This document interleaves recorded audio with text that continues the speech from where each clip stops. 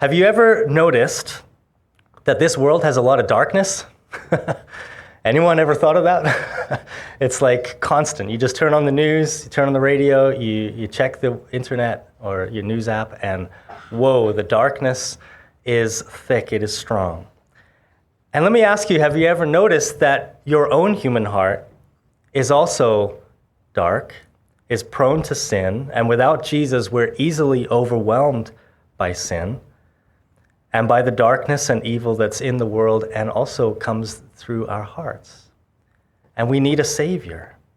Now, this morning's passage is all about how Jesus came to transform our lives, that Jesus brings light instead of darkness and freedom instead of slavery, and Jesus alone can free us from the power of sin and darkness.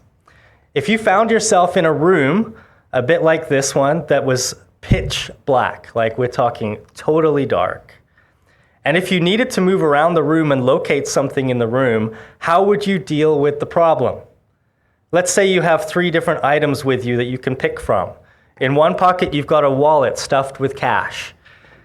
On your side, you've got a gun loaded, and you've also got a phone in your pocket, fully charged as well. Which one would you reach for to deal with the darkness? Obviously the phone, right? If it's charged and it's got a flashlight on it.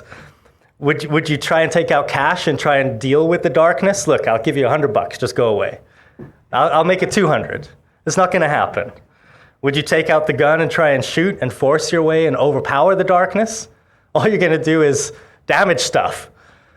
But what you need in that moment is to grab your phone and find the flashlight.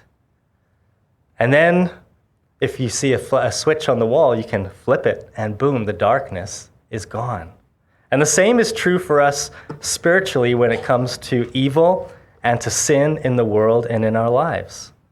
We cannot convince or beg or even pay for sin and darkness to leave us alone. There's no way that our human power or intelligence can get rid of the darkness.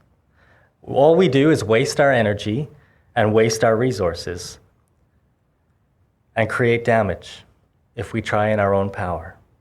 But when we turn on the light in our lives, when we allow the truth and the power of Jesus himself into our lives, into our circumstances, Jesus can shine so brightly into our situation that he will chase out the sin and the darkness in our lives by his very presence and his very power, because Jesus is light.